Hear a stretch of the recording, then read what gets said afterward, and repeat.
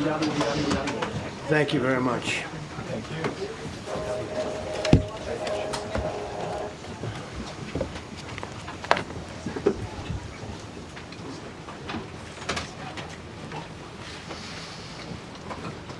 It's a great honor to be with you, and happy Easter. We had a great Easter. This is one of our better Easters, I think, in a lot of different ways. I can say militarily, it's been one of the best.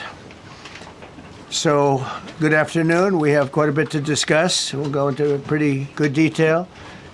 And we have the people that are most involved. We'll give you exactitude.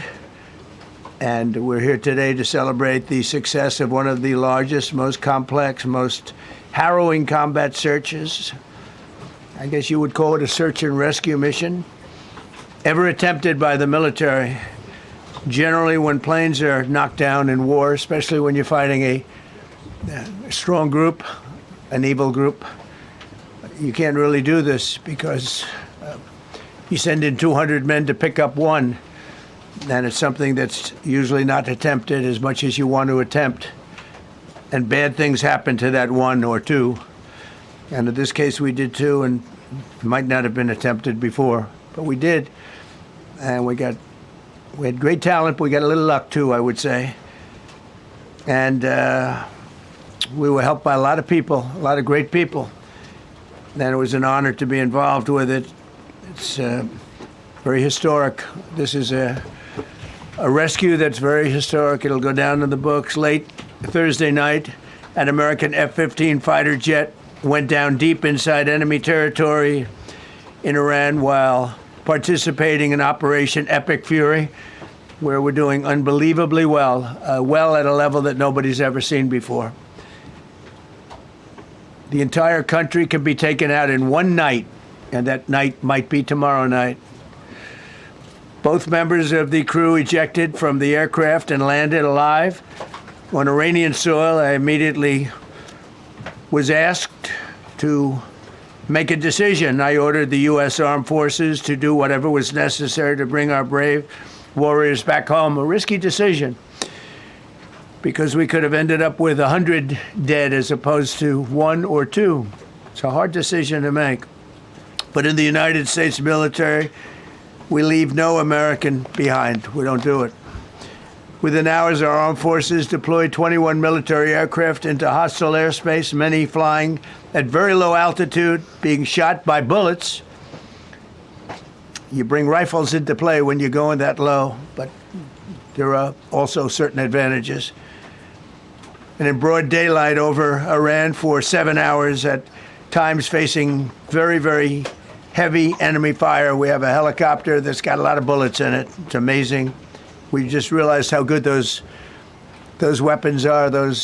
Our machines are. Nobody has the equipment that we have, and nobody has the military that we have. Not even close. We're the most powerful military anywhere in the world by far.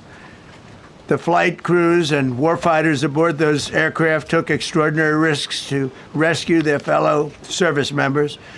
This first wave of search and rescue forces successfully located the pilot of the F-15, and he was extracted from enemy territory by an HH-60 Jolly Green II helicopter. Fabulous machine as our warriors faced gunfire at very close range. It's amazing that when you look at the machinery, what happened, that nobody was even injured. Meanwhile, the second crew member, a weapons system officer, highly respected colonel, had landed a significant distance away from the pilot. When you're going at those speeds, even if you go out 2 or 3 seconds later, it's miles and miles away because you're going fast. He was injured quite badly and stranded in an area teeming with terrorists from the Islamic Revolutionary Guard Corps rough group, as well as besieged militia and local authorities. Many, on top of everything else, they told the communities actually within inside of Iran, the people of Iran, they were given a tremendous incentive to find this pilot. Despite the peril, the officer followed his training and climbed into the treacherous mountain terrain and started climbing toward a higher altitude, something they were trained to do in order to evade capture. They want to always go as far away from the site of the shoot down. You want to go as far away because they all head right to that site. You want to be as far away as you can. And he was injured, and he was an amazing, amazing thing. He scaled cliff faces, bleeding rather profusely, treated his own wounds, and contacted American forces to transmit his location. They have a very sophisticated beeper-type apparatus that is on them at all times. And when they go out on these missions, they make sure they have lots of battery space and they're in good shape. And this one worked really well, amazingly, saved his life. We immediately mobilized a massive operation to retrieve him from the mountain holdout. And he kept going higher and higher. The mountain kept getting rougher and rougher and really very, very hard to find. The second rescue mission involved 155 aircraft, including 4 bombers, 64 fighters, 48 refueling tankers, 13 rescue aircraft, and more. We were bringing them all over, and a lot of it was subterfuge. We wanted to have them think he was in a different location because they had a vast military force out there. Thousands of people were looking.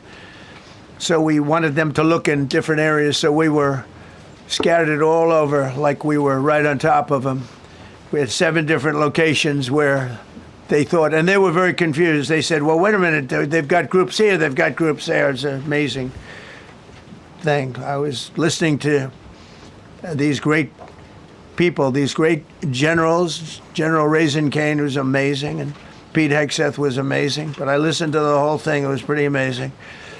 So they had all these different sites where everybody thought he was located. We think we have him over there because they have 9 planes circling a little area that's 25 miles down the coast.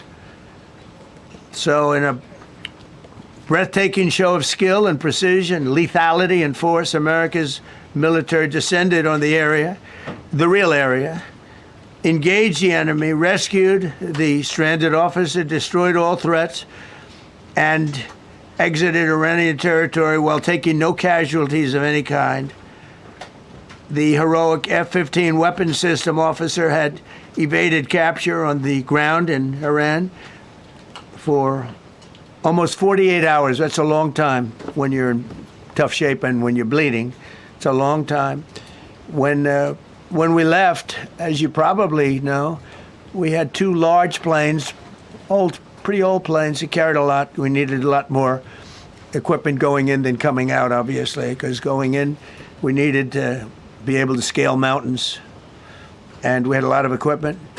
But the sand was sandy, wet sand, so we thought there may be a problem taking off because of the weight of the plane, and then we also had all the men jumping back onto the planes, and they got pretty well bogged down, and we had a contingency plan, which was unbelievable, where lighter, faster aircraft came in, and they took them out. We blew up the old planes.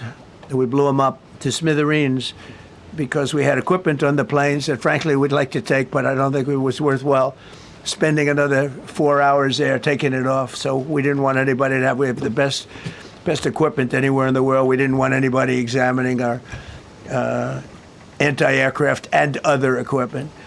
So these were large planes that were old and pretty old, and we blew them up. And we had faster, lighter planes come in, and they were able to land on the sand. We needed the bigger planes because we had so much equipment that we needed. We took 3 helicopters over there, which were very strongly used and couldn't have lived without them. They performed unbelievably well. And if you'd see it, you wouldn't believe it. They came off the plane, and these guys had them, the rotors were off. They rebuilt these helicopters in less than 10 minutes. And that was one of the more amazing things. These are helicopters, small, unbelievably powerful, but small, very small, so it can get into certain areas. And they got them off the plane, and they rebuilt all 3 of them in a matter of I would say less than 10 minutes. It's pretty amazing what the genius of these people. Who would think that? You'd think it would take 5 days to build them. And in some companies, it would take 5 days, and they wouldn't do it well. But they served us well. As Commander-in-Chief, I never forget the extraordinary risk taken by the warriors that we send into battle, and the genius. I mean, think of it, having a contingency of 3 planes waiting because we think the sand is so bad that we probably won't be able to take off. And the planes really got bogged. This was not much of a runway. This was a farm, not a runway. It's a farm, but it did the trick. But to have a contingency as opposed to having to wait 2 days, can you imagine right in the middle? This was central. This was right, you would call it central casting if you were doing a movie for location. And probably the toughest area of Iran where we'd be sitting there. So these planes came in, those pilots came in so fast and so quick and got out of there. Everybody got aboard and just got 15-minute intervals. One load out, one load out, one load out. It happened. And we were watching and we said, that's amazing. It's, in many ways, I was almost more impressed by the contingency that we had than the fact that, if we would have had a runway or decent soil, but it was an amazing thing. But we thank God for every single one of them and the talent. The genius is not even talent, it's genius. It's the whole ball game, every one of them. Now, if you look at what we did with Maduro, we went into a military compound, a massive, with thousands and thousands of soldiers, and within a matter of minutes, and he lived behind iron doors. There were steel doors, broke them down so quickly. And within almost minutes, he was in the back of these planes. It was a similar group. Incredible. We have incredibly talented people. And if the time comes, we move heaven and earth to bring them home safely. We're going to bring our people home safely. I want to thank every member of the U.S. Armed Forces involved in these historic operations. They really were historic. It's just not something that's done. And you'd understand it. Not that they don't want to do it, but when you're going into areas, when you look at these helicopters, when you look at the amount of bullets and everything else that they took, when you go into these areas, you don't come out like we came out. God was watching us, I tell you. Well, it was the Easter, we were in the Easter territory, I guess, but God was watching us. It's amazing. Because when you look at the machinery, they took damage. It tells you. First thing I said is, these are unbelievable machines, how they flew back and not even much of a problem. But these 2 extraordinary rescues, because it was 2, and as you probably know, we didn't talk about the first one for an hour. Then somebody leaked something, which we'll hopefully find that leaker. We're looking very hard to find that leaker. And talked about there's somebody missing. They basically said that we have one and there's somebody missing. Well, they didn't know there was somebody missing until this leaker gave the information. So whoever it was, we think we'll be able to find it out because we're going to go to the media company that released it and we're going to say, national security, give it up or go to jail. And we know who, and you know who we're talking about, because some things you can't do. Because when they did that, all of a sudden, the entire country of Iran knew that there was a pilot that was somewhere on their land that was fighting for his life. And it also made it much more difficult for the pilots and for the people going in to search for him. All of a sudden, they know that there's somebody out there. They see all these planes coming in. It became a much more difficult operation because a leaker leaked that we have one, we've rescued one, but there's another one out there that we're trying to get. So actually, the country, Iran, put out a major notice, you all saw it, offering a very big award for anybody that captures the pilot. So in addition to a hostile, very talented, very good, very evil military, we had millions of people trying to get an award. So when you add that to it, but we have to find that leaker because that's a sick person. Probably didn't realize the extent of how bad it was. I can't imagine that the person did, but we're going to find out. It's national security. And the person that did the story will go to jail if he doesn't say, and that doesn't last long. And I think everybody would understand it. They put this mission at great risk. They put that man at great risk, and they put the hundreds of people that went in looking for him, because everyone now knows that we're going in. Over the past 37 days, America's armed forces have carried out more than 10,000 combat flights over Iran, unheard of, striking more than 13,000 targets. The F-15 we lost last week was the first manned aircraft downed by the enemy in this entire operation, with thousands and thousands of flights. They got lucky. It was a lucky hit. You know, eventually you get lucky. But we got lucky too, because we got both of them back. But it's a record that is unparalleled in the history of military air operations. Nobody's ever seen anything like it. It's such an honor to be involved with it. We were up late at night, and then we were waiting for those contingent planes to come in, and we say, come on, let's go, get in, because they're waiting out on this farm without a runway, with wet, crummy soil, sand, mostly sand, wet sand, and it eats planes alive. And we're waiting, and we're saying, I hope that one can land and take off.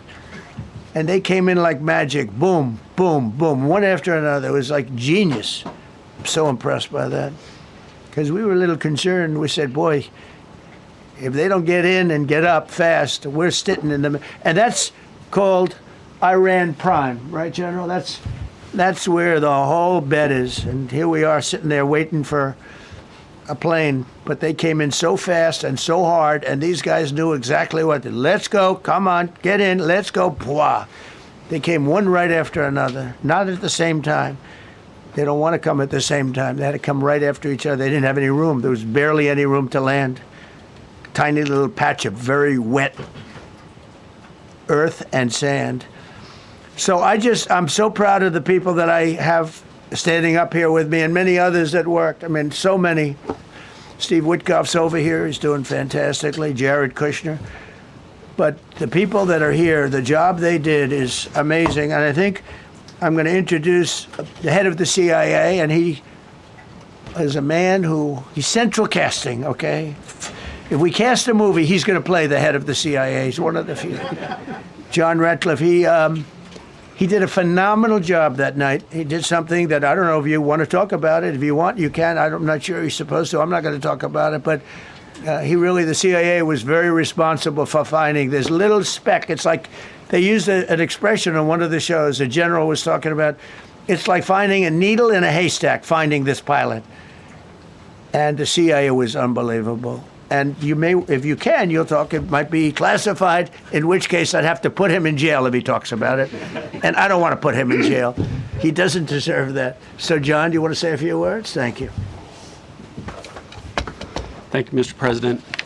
It's a privilege to be here with you today to share what we can about this exceptional mission and to recognize the ingenuity and bravery of those who executed it, as well as the leadership and resolve of the president who ordered it. One thing that has been clear to me in this role is that the flawless military operations that the Department of War is known for are hostage to flawless intelligence. We saw that in the skies over Iran in Operation Midnight Hammer last summer. We witnessed it in Venezuela during Operation Absolute Resolve. We've seen it against the cartels in the Western Hemisphere, and we're seeing it every day in Operation Epic Fury, including this mission to rescue an aviator buried deep behind enemy lines. Because it is the unique tradition of the U.S. Armed Forces that we leave no man or woman behind, this was a no-fail mission. That was the spirit in which the President put us to work, and we were determined not to let him down or our airmen down. As an agency, the CIA possesses unique capabilities that only the President can deploy.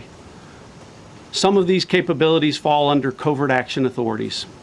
And because covert means exactly that, I'm not going to be able to tell you everything that you want to know.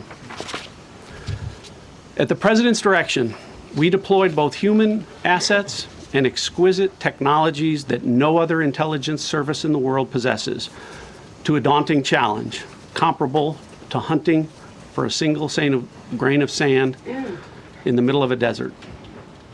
This was also a race against the clock, as it was critical that we locate the downed aviator as quickly as possible, while at the same time keeping our enemies misdirected.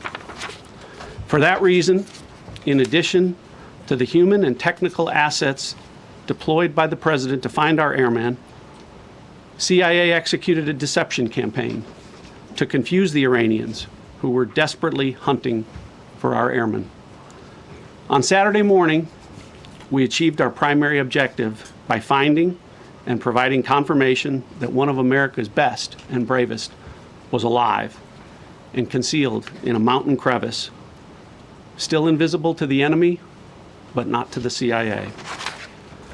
That confirmation was relayed by Secretary Hegseth to the President, and the operation quickly moved to the execution phase. Following the successful exfiltration on Saturday night, our intelligence reflects that the Iranians were embarrassed and ultimately humiliated by the success of this audacious rescue mission.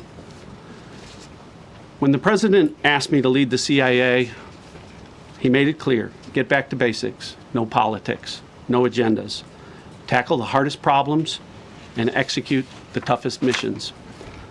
This President is about results, and now that's what his CIA is about too. The professionals at the agency and at the Department of War deserve immense credit for their flawless execution during this daring mission. Their skill, creativity, and courage are unmatched on the battlefield wherever they step. But none of that matters, and all of that is wasted without a president with the political courage to put them into action. Mr. President, I've had the privilege of seeing you act with political courage in the best interest of the United States up close on a daily basis, and I'm grateful that this successful mission has given the American people a window into that as well. The Secretary and Chairman will tell you that our service members' confidence is boosted by a Commander-in-Chief who has their back the same way they have yours. And I know that the confidence of CIA's officers is boosted by the knowledge that their work is informing a president who's not afraid to make the hardest decisions when the stakes are highest. And to the American people, your confidence should be boosted by knowing that the security of the nation is in the hands of a president who's willing to take on problems that have confounded both sides of the political aisle for nearly half a century. It is an honor to serve under a leader who just proved that you can believe him when he says, no matter what, we will leave no one behind. We will come for you. Thank you. Thank you, John.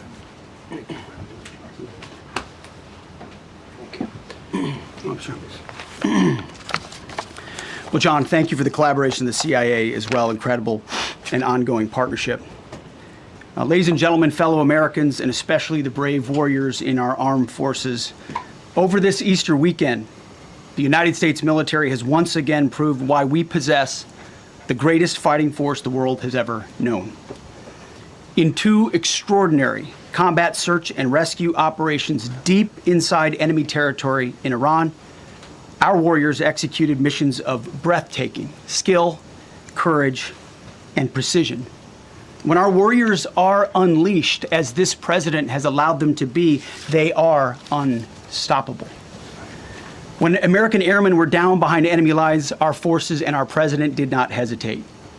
Special operators supported by elite air crews and intelligence professionals moved swiftly and decisively into treacherous mountain terrain under the constant threat of Iranian forces closing in. Ultimately, it was an impotent Iranian threat. And today, as the CIA director mentioned, Iran's military, and we know this, is embarrassed and humiliated, and they should be. Now, these are not routine operations. They were high-risk, high-stakes missions conducted in the heart of enemy territory. This was not just barely into Iran. This was deep into Iran. involving coordinated strikes to suppress threats, deception tactics to protect our teams, and full synchronization across air, ground, and special operations. The Iranians are still asking themselves right now, how did the Americans do this? One downed airman evaded capture for more than a day, scaling rugged ridges while hunted by the enemy. When he was finally able to activate his emergency transponder, his first message was simple and it was powerful. He sent a message, God is good. In that moment of isolation and danger, his faith and fighting spirit shone through. You see, shot down on a Friday, Good Friday, hidden in a cave, a crevice, all of Saturday, and rescued on Sunday.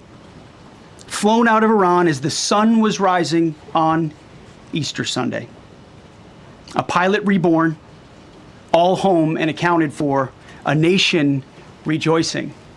God is good. Despite incoming fire and unforgiving conditions, our troops brought every American home. No American lives were lost. We leave no man behind, and that is not luck. It's the result of unmatched training, superior technology, an unbreakable warrior ethos, and sheer American grit. Our special operators, pilots, and support crews performed with near perfection under fire, and they were lethal. Just ask any Iranian soldier who dared attempt to get anywhere near that pilot before or during that mission. Death from above. Our troops turned a potential tragedy into a resounding demonstration of American resolve and capability. That's what excellence in uniform looks like. But make no mistake about it, none of this would have been possible without the courageous leadership and ironclad determination of President Donald J. Trump. From the moment our airmen went down, President Trump made it clear we will leave no one behind. The first mission, the first of two, was an audacious daylight thunder run right up the middle. It was authorized in less than 2 hours from that pilot going down when we knew where he was. And it was authorized in the middle of the night, because anybody that's worked for this man knows he's up in the middle of the night. Authorized immediately, without hesitation, audaciously. The second mission, as soon as we knew where that pilot was, and John was certainly helpful in that, also executed immediately. You know, I looked up at my screen when the final mission was complete inside our SCIF, our secure facility. And we have a running VTC, a running coordination cell. And the top of it read 45 hours and 56 minutes. For 45 hours and 56 minutes, we held that call open for coordination. From the moment our pilots went down, our mission was unblinking. The call never dropped, the meeting never stopped, the planning never ceased. The president demanded rapid, decisive action. He backed our military with the full weight of his resolve, refusing to let enemy propaganda or tactical setbacks deter us. His leadership ensured that every lethal and non-lethal resource was brought to bear, that our forces had the authorities and the support they needed to succeed. When the president says he has the backs of our warfighters, he means it. And it means a great deal, and it's a big difference on the battlefield. President Trump understands that peace through strength is not a slogan. It is a doctrine that saves American lives. His unwavering commitment to rebuilding our military and restoring the warrior spirit has paid dividends in missions just like this one.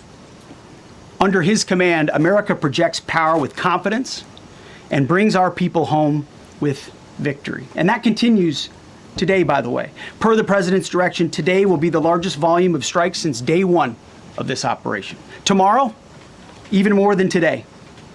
And then Iran has a choice. Choose wisely, because this president does not play around. You can ask Soleimani, you can ask Maduro, you can ask Khomeini. To those heroes who planned and executed these rescues, your nation stands in awe. I stand in awe. The chairman stands in awe. We all stand in awe of your professionalism and bravery. We serve for you. You embody the very best of America. To the rescued airmen and their families, welcome home.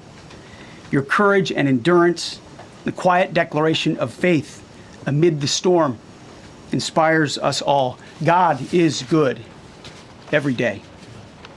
And to our adversaries watching from Tehran, let this be a clear message. The United States military will go anywhere, at any time, to protect our own and complete the mission. We execute with precision. We control the skies. You see, we flew for 7 hours in daylight over Iran to get the first pilot. And we flew 7 hours in the middle of the night to get the second. And Iran did nothing about it. We fight with honor, and under President Trump's leadership, we win. So God bless our troops, God bless President Trump, and God bless the United States of America. Thank you. Well, good afternoon, everyone. Thank you, Mr. President. Thank you, Mr. Secretary. A note before I start, I know many of you want specific details in these briefings. We will share what we can, but I will retain what I must in the event that we have to go do this again sometime. And I cannot stress the importance, as the President said, around operational security. The Secretary and I will do a more detailed briefing tomorrow morning, and we look forward to sharing the details that we can. On Thursday, 2 April at 10:10 p.m. Eastern Time, 4:40 in the morning, local Iran time, the Joint Personnel Recovery Center, which handles the Central Command area of responsibility, declared an isolated personnel recovery event for a U.S. Air Force F-15E Strike Eagle, call sign Dude 44, which was down in hostile Iranian territory. The pilot and weapons system officer had both safely ejected and were isolated behind enemy lines. Following confirmation of active rescue beacons and on the direction of the Secretary and by order of the President, a rescue operation was launched with the stated purpose of bringing both Americans home safely. As the Secretary said, several hours later on the morning after positively locating the front seater, call sign Dude 44 Alpha, and aware of an aggressive ongoing search by the enemy, a U.S. Central Command plan was approved by the Secretary and the President.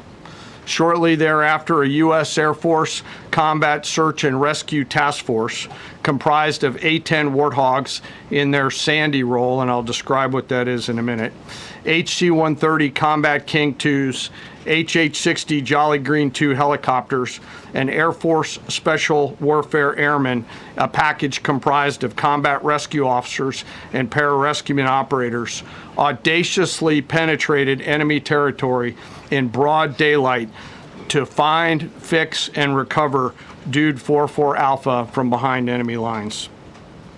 This was an incredibly dangerous mission, an incredibly dangerous undertaking, but a filled promise made to every American warfighter that you will not be left behind.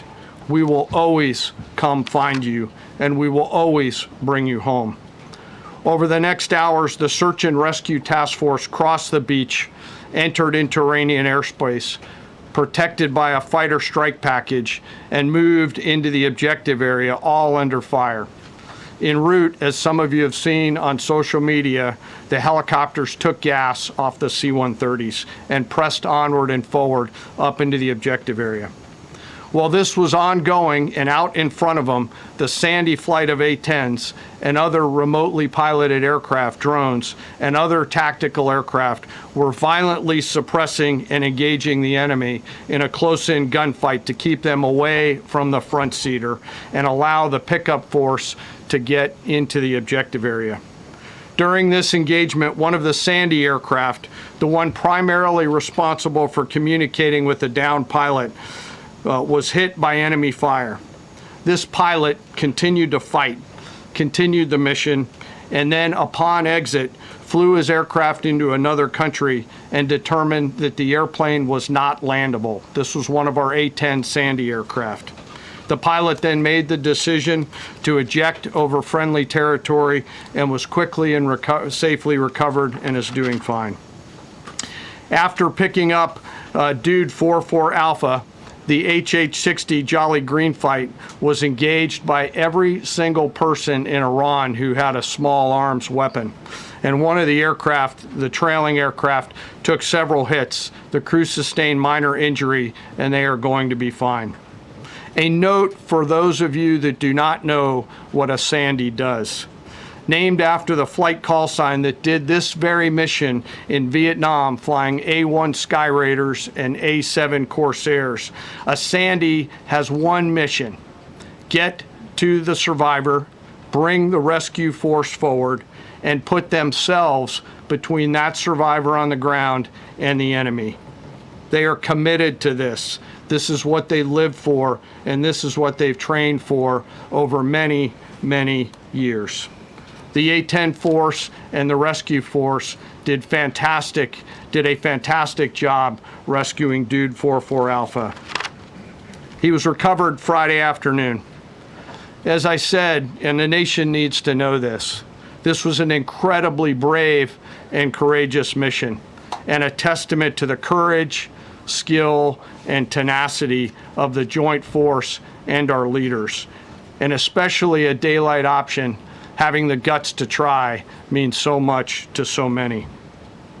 Meanwhile, the backseater, as the President and the Secretary have said, had continued to work and survive. Through the hours of daylight, Dude 44 Bravo, the backseater, evaded. Using every means available, the efforts of the United States military, the Central Intelligence Agency, and others were attempting to find and locate with precision Dude 44 Bravo, the backseater. A note on the backseater and the front seater. The single most important contributor to a successful rescue operation is the spirit of attack inside the heart of that downed aviator. Their will to survive, their will to evade, their will to recover is everything. In this case, the backseater's absolute commitment to surviving made much of our efforts possible. On Saturday, 4 April, after establishing positive communications with the backseater, we learned, as the President said, that he was injured and actively evading enemy forces. And thanks to our interagency partners, we were able to get eyes on his location and positively ID him. Throughout this entire time, the enemy force continued to search for 44 Bravo, and the joint force continued to strike them over and over and over again. Fighting off marginal weather in Iran and the enemy's search for a second time on Saturday, at the recommendation of the CENTCOM commander and at the approval of the Secretary and the President, we launched a rescue task force to recover Dude 44 Bravo. Again, this came to the President and the Secretary for approval, this time with a much larger force package based on the time that the enemy had to prepare to find 44 Bravo. Again, this force was protected by A-10 Warthogs using the Sandy call sign. And this force had one single mission: do everything they can to bring an American home. This meant having a plan, being prepared to execute that plan, and, more importantly, being prepared for multiple, simultaneous contingencies. And because of this force's professionalism, grit, and determination, fight off two enemies at the same time: the enemy searching for 44 Bravo and contingencies, which anyone who has done these types of missions knows we run into every single time. The force fought off both of those enemies incredibly well. During the period of darkness on Saturday, and as the Secretary said, into Easter Sunday and into the daylight, the force fought its way in and rescued Dude 44 Bravo. They were protected overhead by an air armada, including tactical drones, strike aircraft, and others. The force fought through multiple simultaneous contingencies, something no other nation, no other military can do, and safely returned Dude 44 Bravo, the backseater, home, and all other Americans home as well. At midnight 12 local Eastern time, Easter Sunday, more than 50 hours after the start of this operation, the Joint Personnel Recovery Center declared Dude 44 Bravo, both the front and back seater, returned to friendly territory. The courage demonstrated by both the pilot and the weapons system officer while isolated and them invading the enemy cannot be overstated. Their grit and warfighting tenacity is a direct result of the absolute trust they have in our rescue forces, their training, and their will to survive and return. They always knew that we would be ordered to go get them, and they always knew that we would be coming to get them. These two operations reflect our nation's most sacred obligation to our military service members. We leave no one behind, bless you. It also perfectly captures the first truth of our special operations forces, that people are more important than hardware. That is the standard we live by, and the rescue forces that execute these missions operate under a clear motto: these things we do that others may live. Their actions were a direct embodiment of that commitment to others, and I could not be more proud of each and every one of them today. As the Secretary said to our enemies, this operation serves as a clear reminder of the capability and will of America's joint force. The United States of America will recover our warfighters anywhere in the world, under any conditions, when we want to. We will always bring overwhelming skill and firepower. To every member of the Joint Force, our interagency partners, the leadership at CENTCOM, and our leaders at the Department and above, thank you. I'm proud of each and every one of you and thankful to our deployed forces and their families. And lastly, and most importantly, to Dude 44, welcome home. Job well done. Thank you.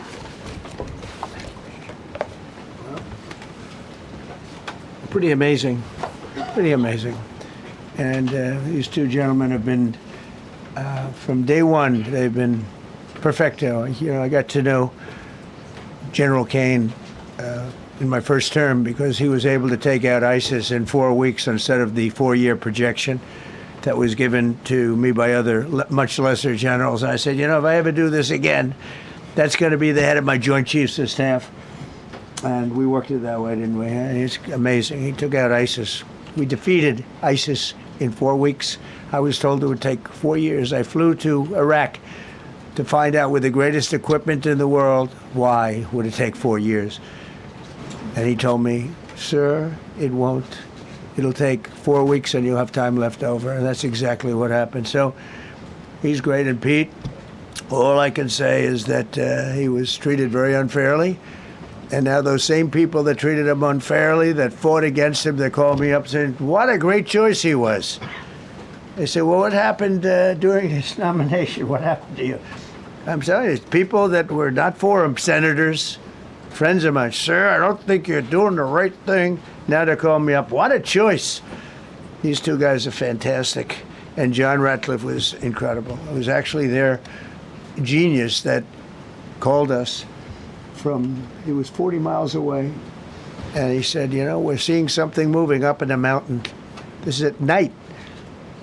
And they kept the camera on him for 45 minutes. He wasn't moving. And they said, you know, probably wrong, but we're seeing something moving. This is a vast mountain, vast, thick, with bushes, trees. He said, we see something moving 40 miles away.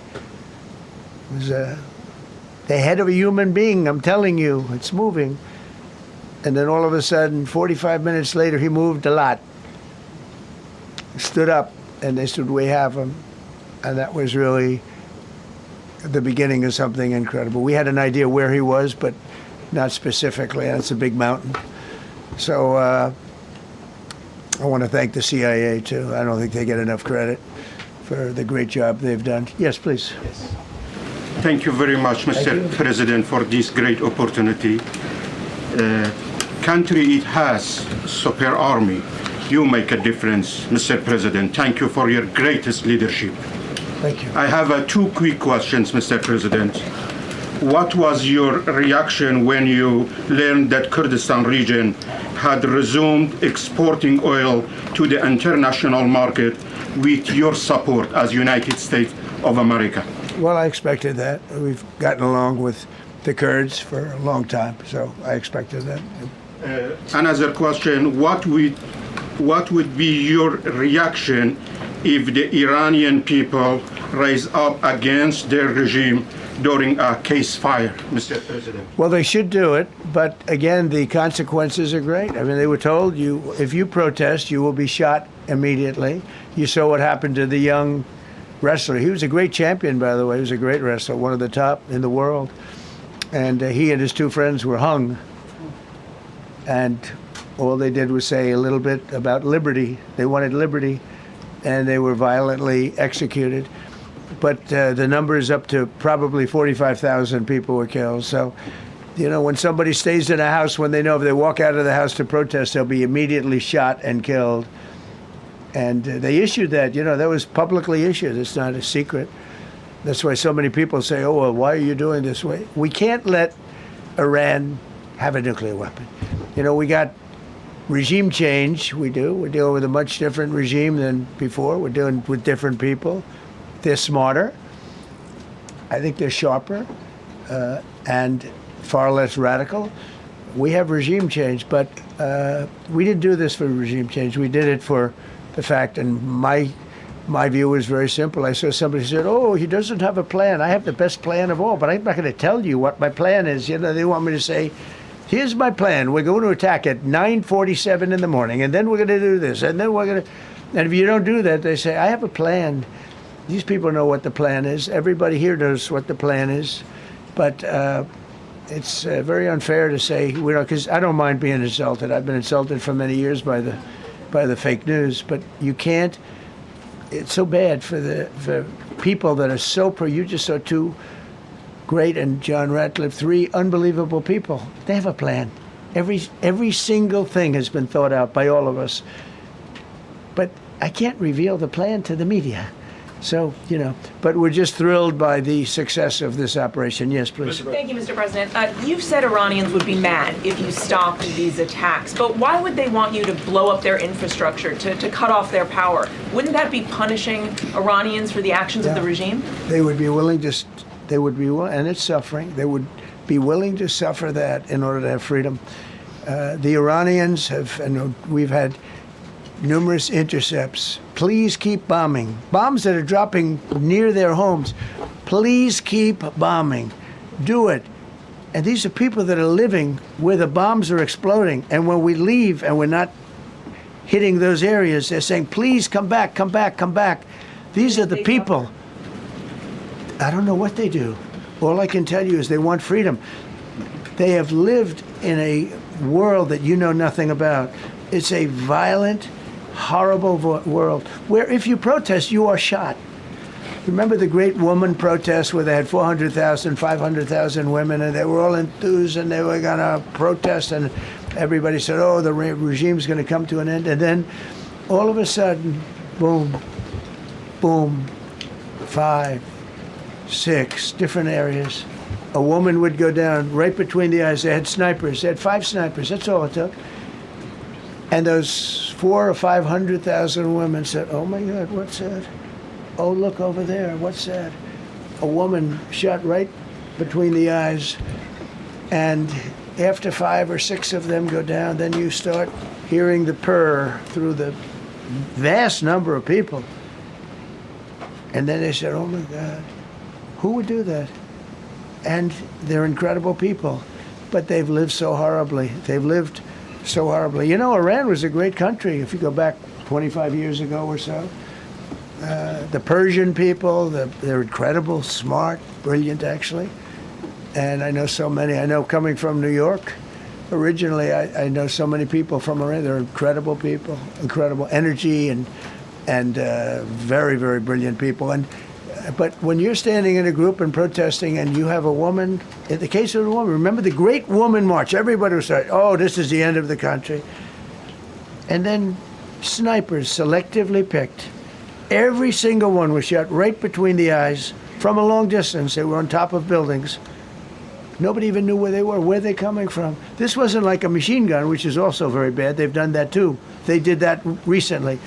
This was snipers sitting on the top of buildings, aiming and hitting women. And when they see people go down, and all of a sudden there's a riot in the reverse direction, and they never came out again. And a lot of the news doesn't talk about that. They talk about, oh, women's rights. You want to see women's rights? You're not going to see it there. It's amazing when I see some of the stupid people like, AOC +3, all that group. They talk about, oh, freedom for Iran. They don't tell you the real facts. Women, men, gays. How about gays for Iran? They kill the gays. They throw them off buildings. So I wonder what's going on. I can only say this. They want us to keep bombing, even if it jeopardizes, because their life is in much greater danger. They want freedom for Iran, but it's very hard for them to protest. I actually tell them, I said, don't go out. I fully understand. Nobody in this room would go out. I don't think there's any, because frankly, it's not a question of bravery. We're all brave, right? You're brave, I'm brave, we're all brave. But we're also intelligent. If you have people shooting at you, expert shots with the best rifles you can get, and hitting you right between the eyes every single time, and you're looking here and you're seeing and you're looking here, you're out of there. I don't care who it is. Please. Mark Meredith, Fox News. I know that. Oh, thank you. How would I know that? Go ahead. America's watching. No. Good job. Can we go back to the weekend? First off, was everyone on board with the operation, or were there people that were trying to talk you out of going through with the operation this weekend? Not everybody was on board. Somebody else within No, you? there was military people, very professional, that preferred not doing it. These two were totally on board, which was very important. If they weren't, I would have had a little difficulty. But no, there were military people that said, you just don't do this. You don't go into the heart of a very powerful military. This is, hey, you have countries and countries. You have some countries where military is not their strong suit. This whole thing is militarized like nobody's ever seen before. Half the people are wearing uniforms. And we had people within the military. Usually it's not done. That's one of the reasons. I was surprised. Somebody said it's the only time it's ever been done. I said, that's not possible. But it is possible, because you're going into hundreds of thousands of soldiers along the path. I mean, look at some of the helicopters, how they got hit. So, yeah, there were people within the military that said it's a wise. And don't forget, how many men did you send altogether, approximately, for the operation? I'd love to keep that a secret, Mr. Okay, well, we are. But I will tell you, the number, I'll keep it a secret, but it was hundreds. And hundreds of these people, it's pretty good.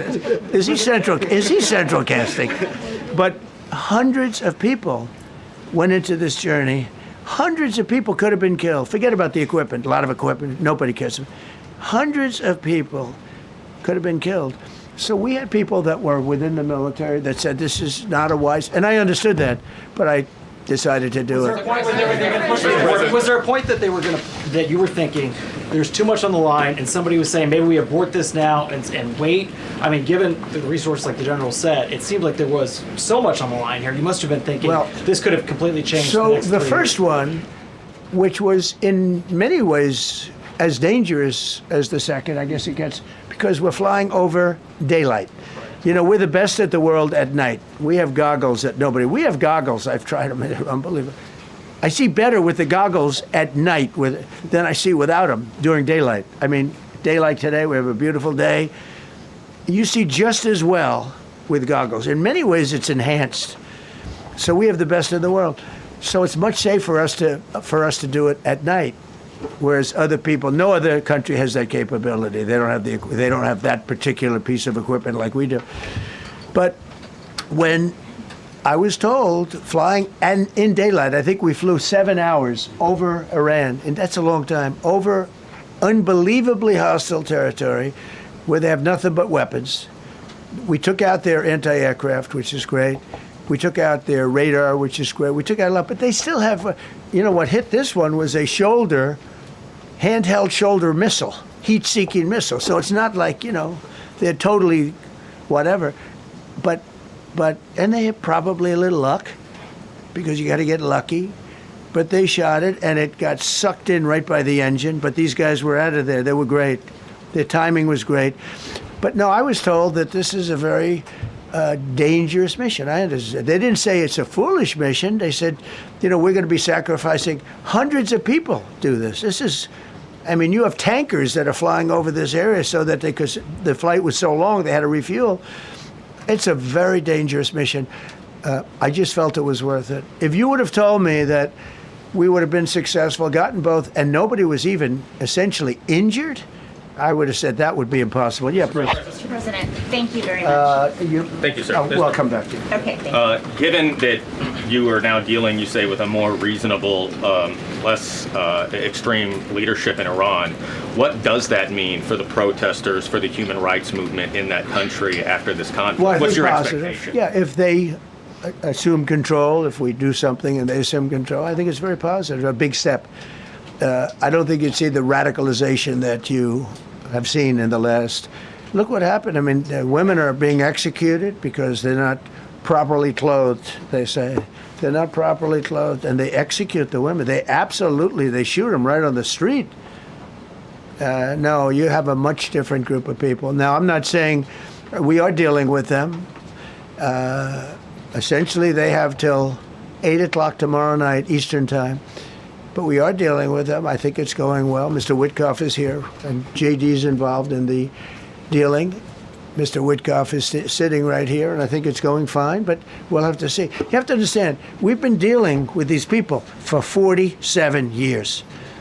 I'm standing here with a much more powerful Iran as of a month ago, not anymore. Right now, they are decapitated. But I'm standing here a month ago with a much more powerful Iran than it was at any point during 47 years.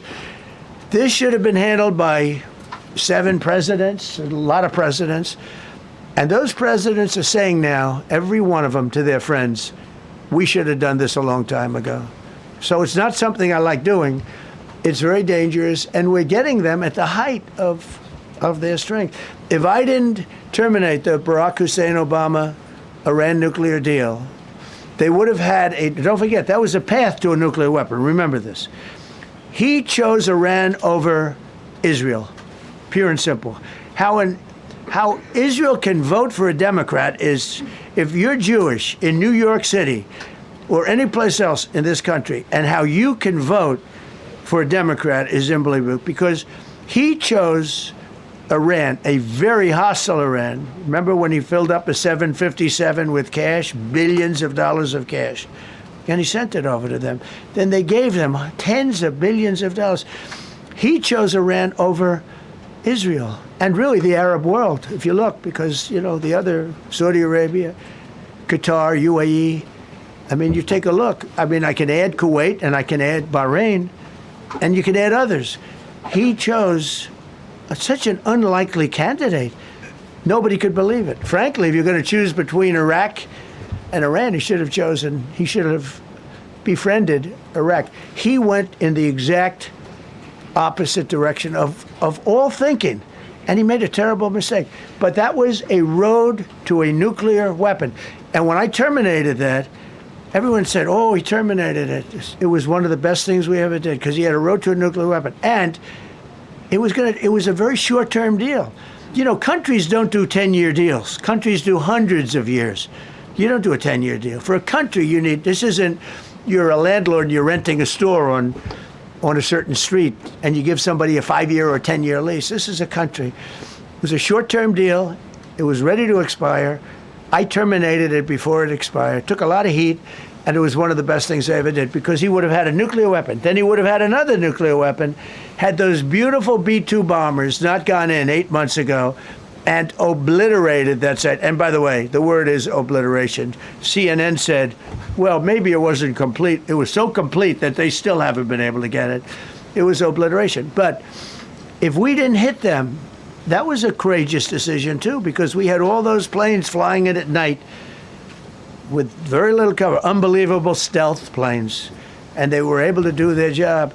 If we didn't do that, Iran would have had a nuclear weapon at a high level, either one of those two instances. And if they did, in my opinion, I told this to Bibi Netanyahu yesterday, Israel would have been extinguished. Large portions of the Middle East would have been extinguished, whether it's Saudi Arabia, Qatar, UAE, or others. And you saw that with thousands of missiles raining down upon them. They didn't think they were going to be hit. They thought they'd be watching us fight. And all of a sudden, UAE got hit by 1,500 missiles. He would have taken them out also. And they were powerful. If I didn't come along and terminate the Obama deal, which was terrible, the Iran nuclear deal was a road to a nuclear weapon, a big one, unlimited, legally. I terminated it without even much thought. It was so easy. I terminated that, and then the B-2 bombers. And I did one other thing. I had killed Qasem Soleimani, who was an evil genius. And the reason I did it, I heard he was going to knock out 5 of our military bases. And had he lived, I believe we would be fighting perhaps a different Iran right now, because he's never been replaced, you know. And I did one other, but this one was not picked up. Osama bin Laden. If you read my book, I said you got to take him out 1 year before the World Trade Center came down. So I wish you'd read the book. But you, as a president, to be a good president, I believe you have to have good instincts. And a lot of this is instinct. Yeah, please. Thank you so much for taking my question, Mr. President. Mr. President, last week you suggested that Europe should take the lead on reopening the Strait of Hormuz. Has circumstances changed now that you're issuing a direct 48-hour ultimatum? And secondly, would a new ceasefire include Israel, or would it just be between Iran and the US? I can't talk about ceasefire, but I can tell you that we have a active, willing participant on the other side. They would like to be able to make a deal. I can't say any more than that, but they'd like to. You've listed the goals. Excuse me. Please, go ahead. You've listed the goals. Who you with? My name is Dia Kurd. I'm with the largest Kurdish media outlet, Ruda Media Network. It's based in Iran. Go ahead. Mr. President, you said before that you don't want the Kurdish forces to enter Iran and be harmed. Do you still want them to stay away? Or what role do you expect them to play now? I'd rather have them stay away. And then, I'd rather have them stay away because I think they bring with them some problems and some difficulties. And I don't think they bring death, to themselves. But I'd rather have them stay away. Go ahead. Thank you, Mr. President, for the question. Deliberate attacks on civilian infrastructure violate the Geneva Conventions and international law. Who are you with? I'm with the New York Times. Zolan from the New York Times. Are you failing? Are you concerned? Circulation way down at the New York Times. Are you concerned that your threat to bomb power plants and bridges amount to war crimes? No, not at all. No, I'm not. I hope I don't have to do it. But again, I just said 47 years they've been negotiating with these people. They're great negotiators, and because they're not going to have a nuclear weapon. And if somebody that takes my place someday is weak and ineffective, which possibly that will happen because we had numerous presidents that were weak, ineffective, and afraid of Iran, we're never going to let Iran have a nuclear weapon. And if you think it's okay for people that are sick of mind, that are tough, smart, and sick, really sick, from a policy standpoint, from a standpoint, any which way you want to say, mentally, these are disturbed people. If you think I'm going to allow them, and powerful and rich, to have a nuclear weapon, you can tell your friends at the New York Times, not going to happen. It means violating international law. Quiet. You no longer have credibility at the New York Times because the New York Times said, oh, Trump won't win the election, and I won in a landslide. I won every swing state. New York Times said, oh, Trump won't win the election. New York Times has no credibility. The credibility they have is it used to be all the news that's fit to print. The old gray lady, it was great, but they're running on past fumes, and you can't keep doing that. You have to be able to give the correct news. And people like you, who I know, are fake. You're fake. Go ahead, please. Your messaging on the war has moved from the war is coming to an end to war going to be bombing Iran to the Stone Ages. Right. And we've heard a range of those kind of messages. So which is it? Are you winding this down or are you escalating it? I can't tell you. I don't know. I can't tell you. Depends what they do. This is a critical period. They have a period of, well, till tomorrow at 8 o'clock. I gave them an extension. They asked for an extension of 7 days, right? I said, Steve, give them 10 days. 10 days is up actually today, so I gave them 11, I guess, indirectly. I thought it was inappropriate the day after Easter. I want to be a nice person. They have till tomorrow. Now, we'll see what happens. I can tell you they're negotiating, we think, in good faith.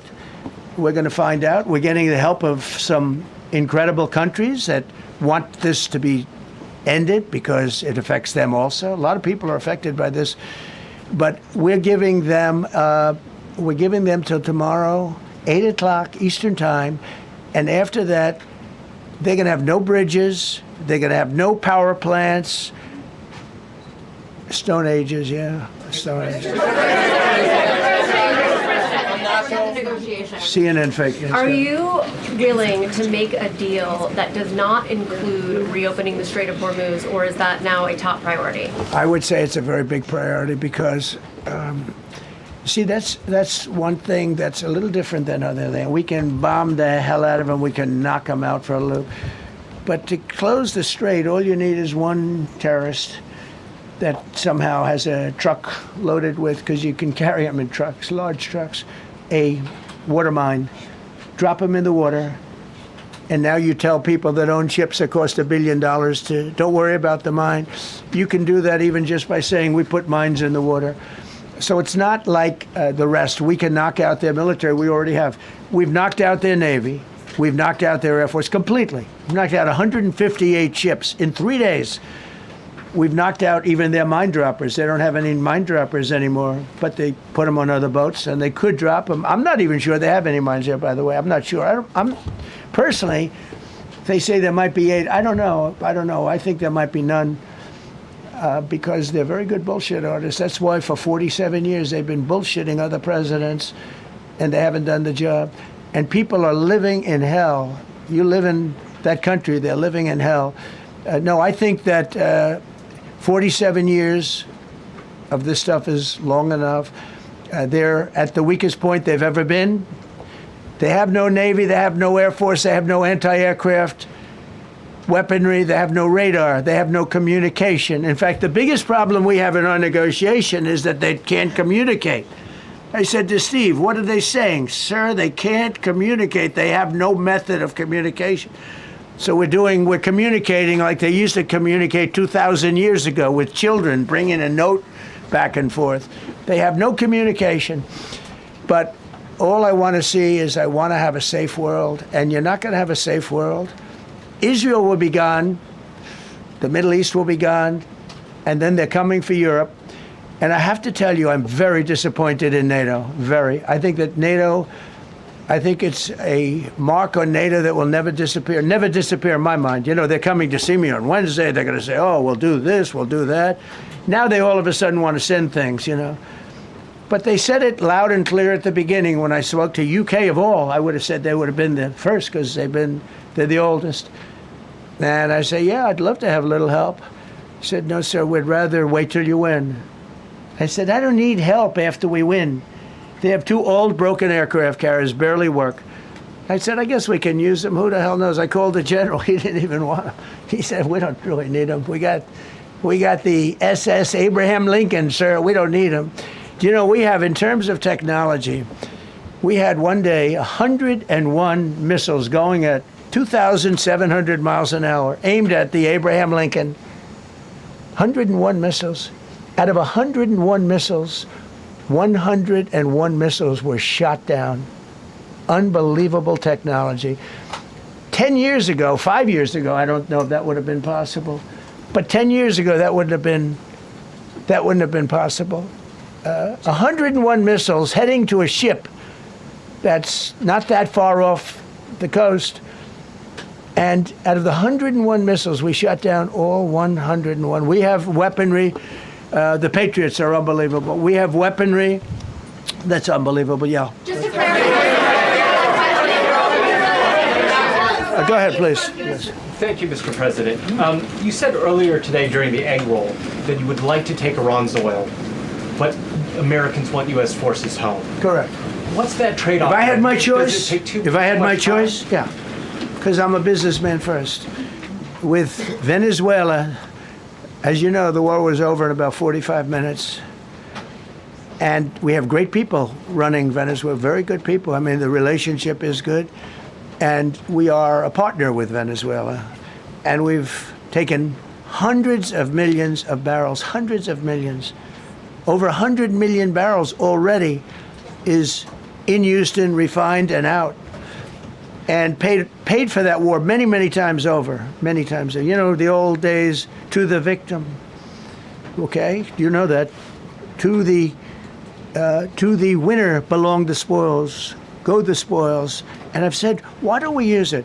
To the victor, go the spoils. And we don't have that. We haven't had that in this country probably in 100 years, because even the Second World War, you look at the Second World War, we didn't have it with the Second World. We helped rebuild all those countries. We rebuilt Germany. How about Germany telling us that, well, it's not their war. We had nothing to do with it. They wanted me to go and tell them everything I was doing. We didn't know anything about it. Well, if I would have told them, they would have leaked it, and we wouldn't have been nearly as successful, possibly, right? But to the victor belong the spoils. So we haven't heard that in, I think, maybe hundreds of years. Now with Venezuela, and just so you understand, the people of Venezuela, they say if I ran for president of Venezuela, I'm polling higher than anybody has ever polled in Venezuela. So after I'm finished with this, I can go to Venezuela. I will quickly learn Spanish. It won't take too long. I'm good at language. And I will go to Venezuela. I'm going to run for president. But we're very happy with the president-elect that we have right now, the people that are running it. If you remember Bush with Iraq, they fired the generals, they fired the police, they fired the people that worked in their equivalent of the White House. They fired everybody. And you know what they had? They had a mess. And you know what happened? ISIS formed. Those generals and those soldiers got together. The police got together. They all got together. They formed ISIS. Not going to happen with us.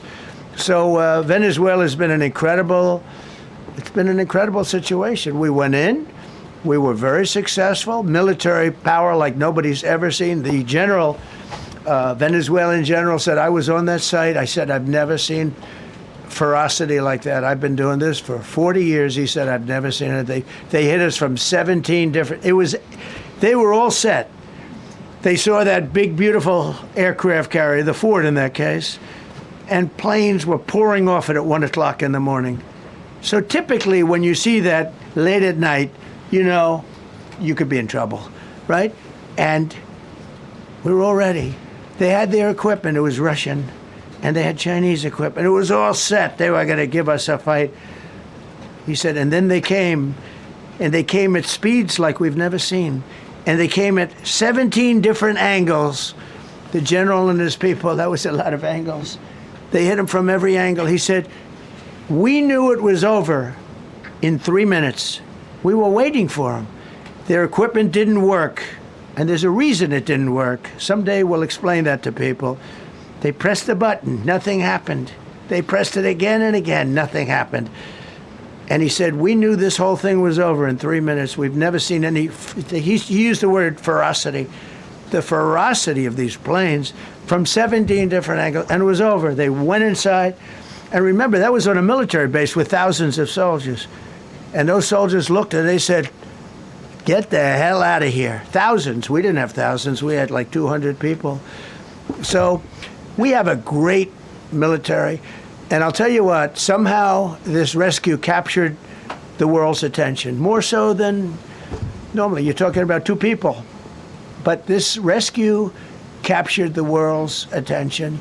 But we did it in Venezuela. That was amazing. And now we have a very bad man in prison and going to trial. I mean, he released, aside from the drugs, which he was terrible, Maduro released hundreds of thousands of people from jails into our country. Drug dealers, murderers, the worst people in the world were released into our country because we had a stupid president who probably didn't know, and we had a border czar who never went to the border and never once called our great Border Patrol agents, right? Not once, Kamala. She never called the Border Patrol. She never said, how are we doing? I used to call the Border Patrol guys every day. You can ask them, Paul, ask any one of them. Brandon, ask them all the time. How are we doing? How are we doing? And we now, I'm proud to say, have a totally sealed border. 9 months, nobody is coming through our border. And nobody even tries because they know they're not going to get through. So we don't have caravans anymore. So maybe 1 or 2 more and we'll be done. Mr. President, are you allowed to, or are you willing to end this conflict with Iran charging tolls for passage through the strait? Us charging tolls? Iran. What about us charging tolls? Is that something you're considering? I'd rather do that than let them have them, right? Why shouldn't we? We're the winner. We won, okay? They are militarily defeated. The only thing they have is the psychology of, oh, we're going to drop a couple of mines in the water, all right? No, we have a concept where we'll charge tolls, okay? I thought you meant us. Your question would have been more accurate if you said us. Go ahead. Thank you very much. So just to clarify, in order for Iran to successfully meet your deadline tomorrow, do they have to make a deal, open the strait, or both? We have to have a deal that's acceptable to me. And part of that deal is going to be we want free traffic of oil and everything else. Mr. President, thank you very much. You've said glory be to God in this conflict. Do you believe that God supports the United States' actions in this I do, war? because And have you God sought is his direction? good. Because God is good, and God wants to see people taken care of. God doesn't like what's happening. I don't like what's happening. Everyone says I enjoy it. I don't enjoy this. I don't enjoy it. These two guys don't enjoy it. You know, people say, "Oh boy, they're so tough." I don't like seeing people killed. I've ended 8 wars. Nobody's ever done it. The person who won the Nobel Prize came to me and said, "You deserve the Nobel Prize." She announced that when they announced, they said, "Goes to Maria. She's a great person, really a good person." She said, No. This is ridiculous. They gave me the Nobel Prize. President Trump ended 8 wars. I could go over every one of them, including India and Pakistan, where the Prime Minister of Pakistan said President Trump saved from 30 to 50 million lives. That makes me much happier than what we're doing right now.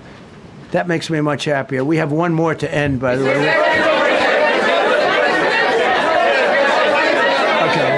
President, you called yesterday in your Truth Social, you called the Iranians crazy bastards. True. What is your response to critics who say that... I don't care about critics. What is your response to critics who say that it is your mental health that should perhaps be examined as this war continues? I haven't heard that. But if that's the case, you're going to have more people like me, because our country was being ripped off on trade, on everything, for many years until I came along. So if that's the case, you're going to have more people. Dasha, go ahead. Dasha, go. You said that very little is off limits in Iran as far as targeting, Yeah. including power plants, bridges, you've mentioned those. Very little is off limits. Are there certain kinds of civilian targets, though? I'm thinking schools I don't want to or tell you hospitals that. you I don't want to say tell you is off- that. We have a plan, because of the power of our military, where every bridge in Iran will be decimated by 12 o'clock tomorrow night, where every power plant in Iran will be out of business, burning, exploding, and never to be used again. I mean, complete demolition by 12 o'clock. And it'll happen over a period of 4 hours if we wanted to. We don't want that to happen. We may even get involved with helping them rebuild their nation. And you know what? If that's the case, the last thing we want to do is start with power plants, which are among the most expensive thing, and bridges. You saw the bridge. The bridge went. We were very close to a deal. And then I got a call from Mr. Witkoff, Mr. Kushner, and JD saying, I think they're breaking the deal. I said, tell them that's okay. Don't worry about it. But tell them to look out their window and watch. And within 45 minutes, I gave the order to knock out the biggest bridge. I gave the order, knock out the biggest bridge in I believe, the Middle East, but the biggest bridge in Iran. And within 10 minutes after I gave that order, that bridge was over. So do I want to do that? No. Do I want to destroy their infrastructure? No. It will take them 100 years to rebuild. Right now, if we left today, it would take them 20 years to rebuild their country, and it would never be as good as it was. And the only way they're going to be able to rebuild their country is to utilize the genius of the United States of America. You voiced your displeasure with NATO in the past. Is there a danger to the U.S. not being the de facto of the leader of the alliance, and then other powers within the alliance then getting the decision making when it comes to wars and nuclear weapons? No, it's not a danger.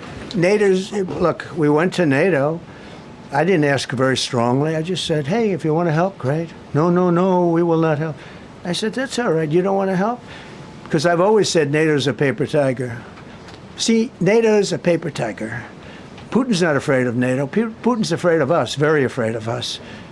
And he's explained it to me a lot of times. I got to know him very well. I know him very well. NATO's a paper tiger. NATO is us. And when we needed them, we didn't need them, by the way. We didn't need them, obviously, because they haven't helped at all. Just the opposite. They've actually gone out of their way not to help. They didn't even want to give us landing strips. Think of it. And it's not just NATO. You know who else didn't help us? South Korea didn't help us. You know who else didn't help us? Australia didn't help us. You know who else didn't help us? Japan. We've got 50,000 soldiers in Japan to protect them from North Korea. We have 45,000 soldiers in South Korea to protect us from Kim Jong-un, who I get along with very well, as you know. Do you notice he said very nice things about me? He used to call Joe Biden a mentally retarded person, okay? So don't tell me about your stuff.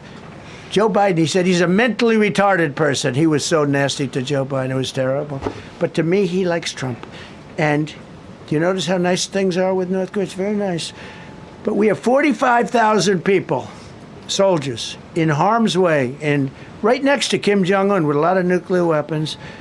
45, which should have never happened if a certain president, I'm not going to mention this president because I happen to like him, believe it or not, but if a certain president did his job, Kim Jong-un would not have nuclear weapons right now. But they're all afraid to do their job properly.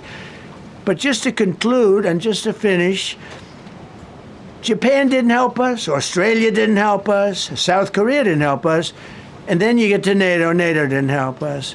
There were some countries that did. Now, countries that have been good, now you could also say they're got to be a little bit more involved because they're in the territory, but Saudi Arabia has been excellent, Qatar has been excellent, UAE has been excellent, Bahrain, Kuwait. I mean, Kuwait did shoot down 3 of our planes. The only planes, really, that we lost with friendly fire, they call it. I call it unfriendly fire. They unfortunately didn't know how to use our great Patriots. The pilot said, what kind of a missile's coming at us? Patriot. Boom, they got out.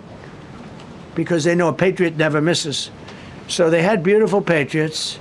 There were planes heading in their direction. Unfortunately, they decided to shoot those planes. They were our planes. So, NATO is a paper tiger. Now, he's coming to see me on Wednesday, as you know. He's a wonderful guy. Secretary General is great. And Mark Rutte, he's a great person, but he's got... And it all began with, if you want to know the truth, Greenland. We want Greenland. They don't want to give it to us, and I said, bye-bye. Okay, thank you very much, everybody.